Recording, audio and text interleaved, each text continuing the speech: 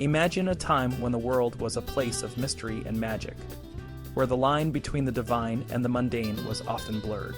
In the early centuries of the Christian era, Europe was a land of small, humble monasteries scattered across the wilderness. These monasteries were not the grand, imposing structures we might think of today. They were more like simple communities of monks and nuns who lived in poverty, far from the bustling cities and the power of the aristocracy. One of the most striking things about these early monasteries was their fierce rejection of wealth and family ties. Monks and nuns were expected to leave behind their birth families and give up all their possessions.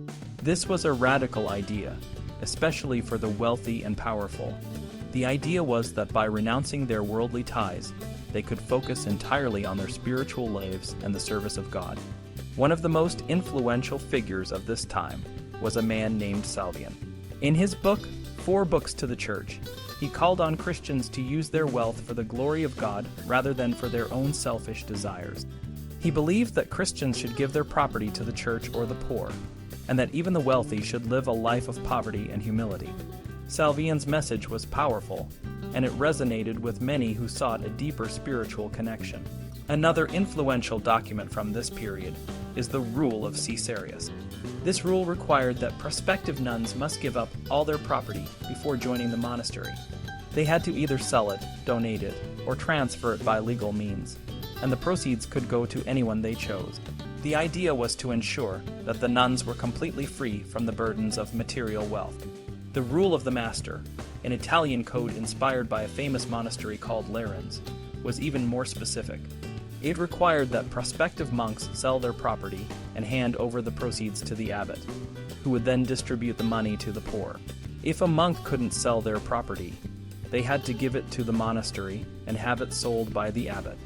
The rule also stated that if a monk decided to leave the monastery, their property remained with the community. Manual labor was an important part of monastic life, but it was not the same as the hard, physical work we might think of today. In these early monasteries, labor usually meant crafts like weaving or writing. The Rule of the Master required some field work, but it was limited to gardening and was assigned to brothers who lacked specialized skills. The monastery's lands were often rented out to laypeople to avoid the worldly complications of large-scale farming. One of the most famous monasteries of this period was located in the Jura Mountains. The Jura Fathers, as they were known, placed a greater emphasis on physical labor. They cleared forests, farmed the land, and even cared for the sick. Their community was simple and humble, and they lived in wooden cells and huts.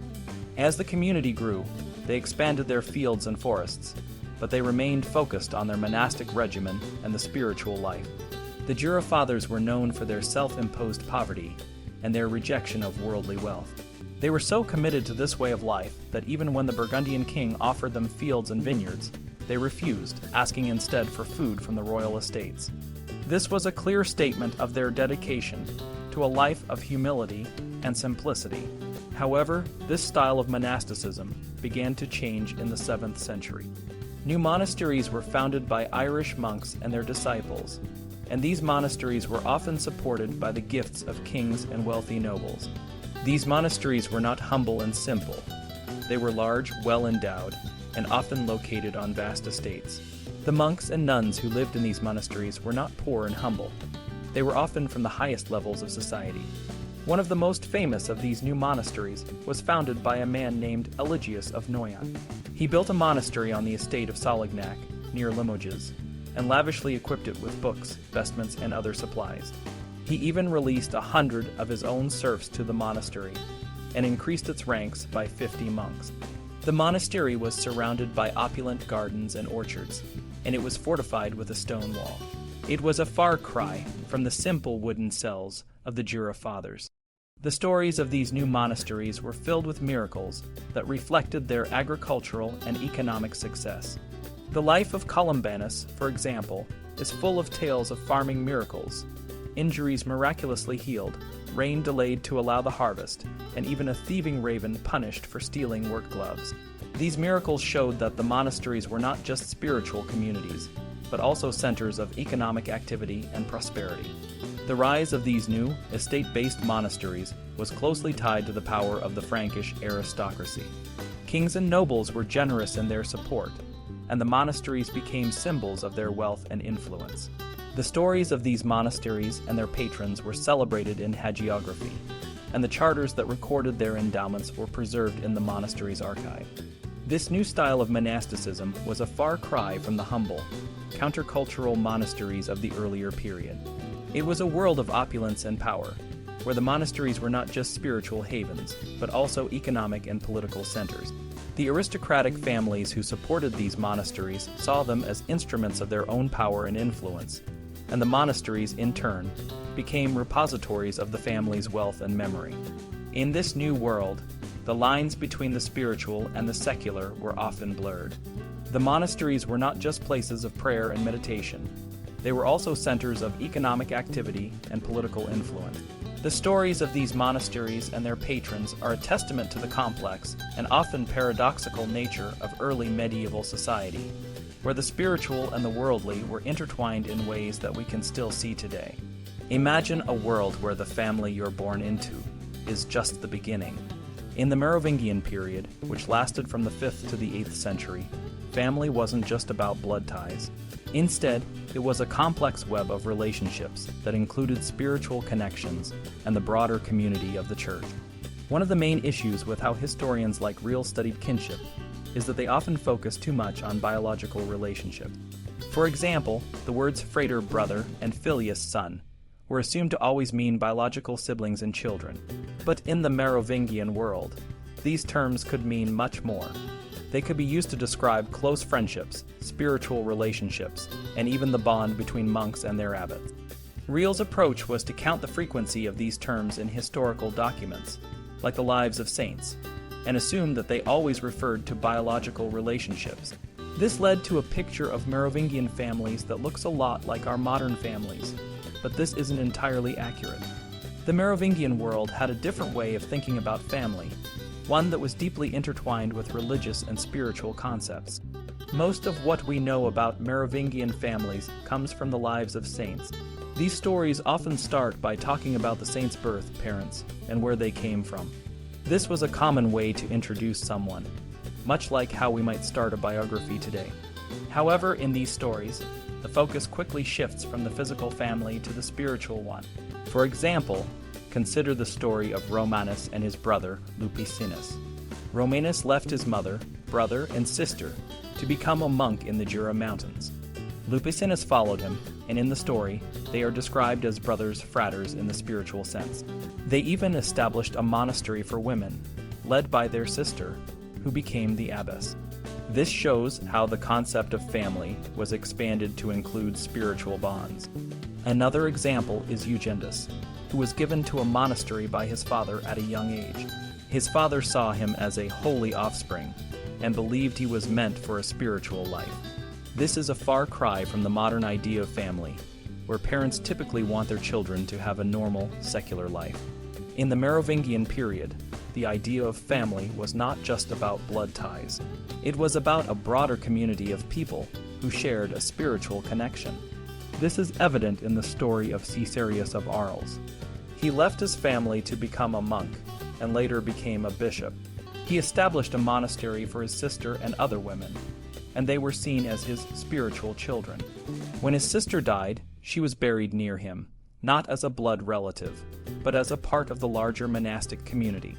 Even when Caesarius wrote his will, he addressed it to the clergy and the abbess, not to his biological relatives.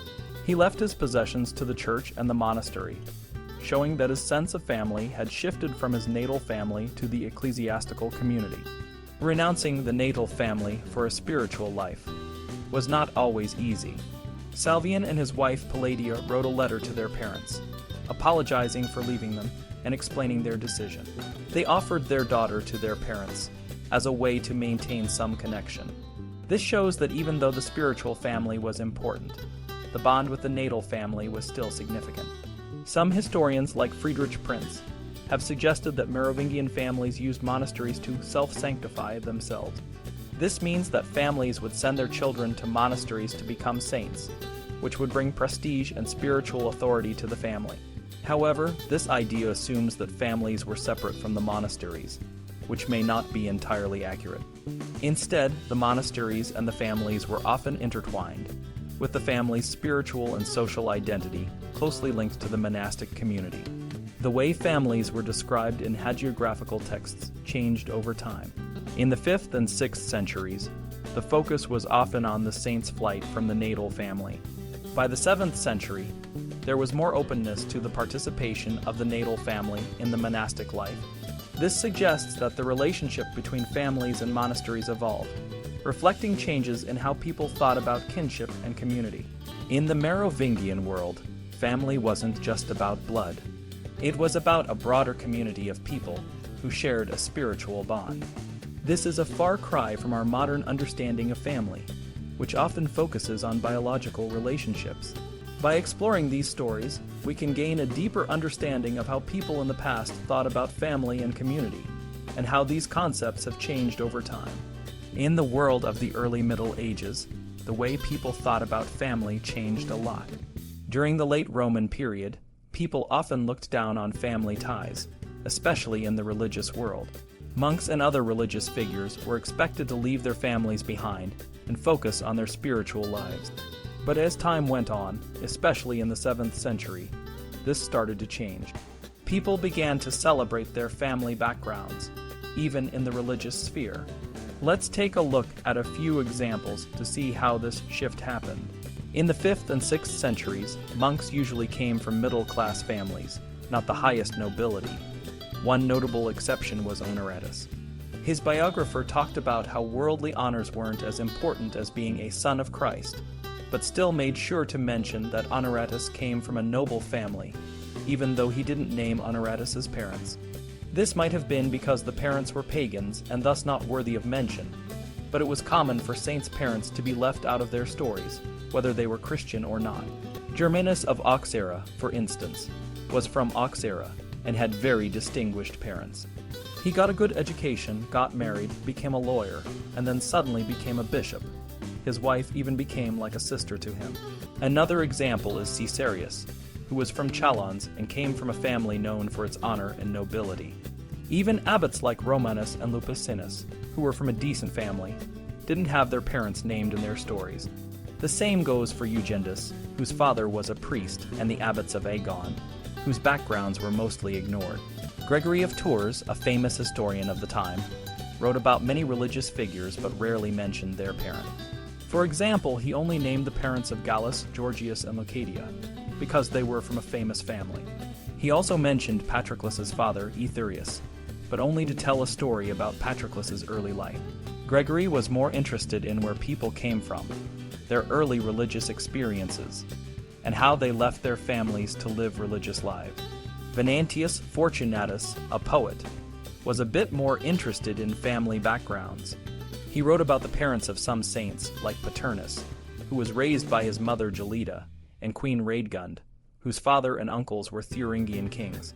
The most detailed story is about Germanus of Paris, whose mother tried to abort him but failed. Germanus survived and even kept his mother from committing a sin. By the 7th century, things had changed.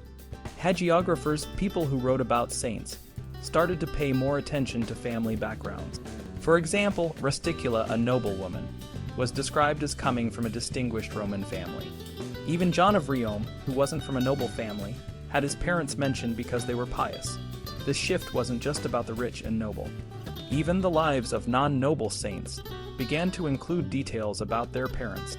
For example, Praejectus, who was from Auvergne, had parents named Gundulnus and Elijah, who were known for their piety and the miracles that happened through their family.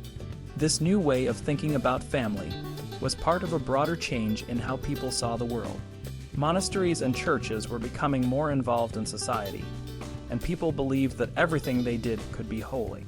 This included the activities of family members who worked in the world.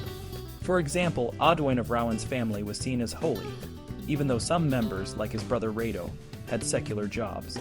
Audouin's early life was shaped by the idea that his entire family was blessed, and he went on to become a bishop and perform many miracles. Desiderius of Cahors is another example. He came from a noble family in Aquitaine, and had a father named Salvius and a mother named Hircinfreda. His brothers and sisters were also important figures. Desiderius was well educated and worked at the royal court before becoming a bishop. His mother, Herchenfreda, wrote to him often, giving him spiritual advice and supporting him through the loss of his brother Rusticus. Desiderius, in turn, built churches and monasteries and donated properties to his church, seeing his work as a way to honor his family and his faith. These stories show how the idea of family changed from something to be left behind to something to be celebrated. By the 7th century, the holiness of one's birth family was seen as a source of strength and a way to connect with God. This shift helped shape the way people thought about their place in the world and their roles in society, both secular and religious. Desiderius, a bishop from the 7th century, wrote many letters that show how he connected with people and built his network. Most of these letters were to fellow bishops, but some were to important figures like Grimoald, a powerful mayor, and various kings. Desiderius often thanked these people for supporting his church and asked for more help. He also wrote to his close friends from Clutter's court, like Audouin, Paul, Sulpicius, and Ava. These friends were like a family to him, and they often expressed their love and affection for each other, even though they were far apart. One of Desiderius's closest friends was Eligius, who, despite not being from a noble family, became a skilled goldsmith and rose to prominence in the royal court. Eligius was born in a villa near Limoges to Christian parents, Eucherius and Terraja. According to Audouin, who wrote about Eligius's life, Eligius's mother had a special dream before he was born. She saw a powerful eagle flying over her bed and screeching 3 times, which was a sign that Eligius would be a great man. When it was time for him to be born, a pious priest reassured Terraja that her son would be a holy man and a great priest in the Church of Christ. As Eligius grew up, his natal family became less important in the story. Instead, his family became the people he met at court, especially his friend Audouin. They were so close that they were described as one heart in the Lord and one soul. Eligius's spiritual and ecclesiastical activities became central to his life. He founded monasteries, including Salignac near his hometown, and built a monastery for women in Paris from his own house. After becoming the Bishop of Noyon, he visited his family's estate in Limoges, where he found a monastery built in his father's house, run by his cousin Alcius. This shows how Eligius's sense of family was intertwined with his spiritual and religious work. For women like Gertrude and Sadalberga, their natal and conjugal families played a more significant role in their lives and careers. Gertrude's parents, Pippin and Ita, were influential figures. When King Dagobert tried to arrange a marriage for Gertrude, she refused, saying she only wanted Christ as her spouse. Surprisingly, her parents supported her decision, and later, when Pippin died, Ita became a nun and founded a monastery at Nivelles. Gertrude joined this monastery, and Ita appointed her to lead the community of nuns. Ita lived a long life and saw her children and grandchildren, including her son Grimoald, who also founded monasteries. Grimoald's daughter, Wolfitrude, would later become the abbess at Nivelles, continuing the family's involvement in monastic life. The Pippinids, as they are known, were a powerful family that became the ruling dynasty of Francia, and their legacy is closely tied to the monasteries they supported. Sedalberga, another important figure, came from a family called the Gundoins. Her father, Duke Gundoin, and her mother, Sarah Trude, were wealthy and influential. When the holy man Eustachius visited their home, he cured Sadalberga of a chronic illness and blessed the family. Despite her desire to serve God, Sadalberga was married twice, first to Recremnus and then to Blandinus Basso, both arranged by her family and the king. After her second marriage, she finally joined a monastery at Remiremont, where she devoted her life to God. Sedalberga's daughter, Anstrude, later became the abbess at Remiremont. The story of Sadalberga and her family shows how their lives were deeply intertwined with the monastic movement, just like the Pippinids. These families used their wealth and influence to support and found monasteries, creating a legacy that lasted for generations. The story of Sadalberga and her family is a window into the world of early medieval Europe, showing how people transformed their lives and the world around them through faith and the establishment of monasteries. Sedalberga, a noblewoman, initially leaned towards a monastic life, but her life took an unexpected turn when she remarried. Despite this, she and her husband quickly embraced the Christian life, dedicating themselves to good works and the church. Their only sorrow was their inability to have children, which they saw as a divine test. Through prayer and devotion, Sadelberga eventually had 3 daughters, who followed in her footsteps, and 2 sons, one of whom tragically died young. Sadelberga's life was further shaped by her deep spiritual connection with Abbot Waldebert, whose influence led her to convert her entire family to the monastic way of life. She built a convent near her homeland, but political instability forced her to move to Leon, where her family and the monastery thrived. Her influence extended beyond her immediate family, as other noblewomen, like Odila, joined her in the monastic life, forming a spiritual community that transcended traditional family ties. The story of Sadelberga's daughter, Anstrude, illustrates the challenges and the spiritual strength of this community. Anstrude became the abbess of the monastery after her mother's death, but her leadership was tested when her brother Baldwin was murdered. Anstrude's grief was not just personal, it was shared by the entire community of nuns, who saw Baldwin as a brother in the wider family of Christ. Despite the hardships, Anstrude's leadership and the community's resilience were evident as they faced threats from local leaders and even the Bishop of Leon. Through it all, Anstrude showed mercy and compassion, even to those who wronged her, demonstrating the values of the Christian faith. The power of monasticism in this period was not just about individual salvation, but about creating a network of spiritual and social connections that bound people together. Monasteries became centers of spiritual and communal life, where the boundaries of family and social class were transcended. This is evident in the way Anstrude's community supported her, and how she in turn supported them, seeing them all as part of the family of Christ. This dynamic also played a crucial role in the transformation of the aristocracy in early medieval Europe. In a world where spiritual nobility was highly valued, traditional aristocratic pedigrees became less important. Noble families who embraced the monastic life and supported monasteries gained a new kind of prestige and influence. This shift helped to merge different aristocratic groups into a more unified Frankish aristocracy, where spiritual virtue and service to the church were the defining characteristics of nobility. The language of spiritual nobility, which became prominent in the 7th century, reflected this transformation. Writers like Jerome had already laid the groundwork by emphasizing that true nobility came from one's spiritual life, not just from one's birth. This idea was embraced and expanded in the hagiographies of the 7th century, where saints and their families were celebrated for their spiritual achievements rather than their worldly status. In this way, the monastic movement of the 7th century not only shaped the spiritual lives of individuals, but also transformed the social and political landscape of early medieval Europe. It created a new kind of aristocracy, one that was rooted in the values of the Christian faith and the communal life of the monastery. The legacy of Sadelberga and her family is a testament to the power of faith to bring people together and to create a new kind of social order.